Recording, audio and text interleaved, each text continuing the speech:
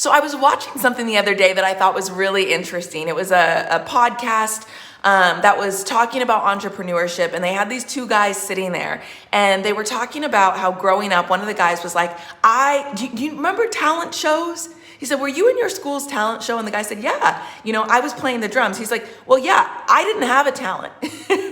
And he said, one of the things that I learned as I grew older and just on my entrepreneurial journey is that actually helped me. Why? Because in life, I had to figure out, what do other people want? What do they need? Where are their gaps? And how can I show up in service of those gaps, rather than saying, how do I just use my talent? And I want to use my talent and share it more.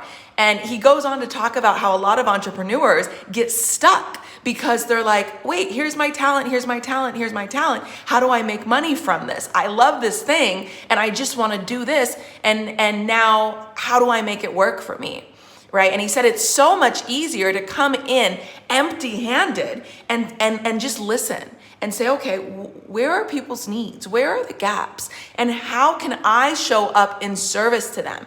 And we're able to more freely do that because we're simply focused on the other person's gap and us only being of service. But if we come in with like, here's my skills, here's my abilities, we focus too much on ourselves and trying to like please that desire to like you be useful, right? And I thought, isn't that interesting? Because if that's what helps you succeed, getting out of your own way and focusing on service when it comes to entrepreneurship, like, couldn't we say like entrepreneurship and like this spiritual walk with God, this faith walk, are one and the same? Because isn't that what God calls us to do? He says, I don't need you to do things. I don't need you to be useful. Actually, that gets in the way of me being able to use you.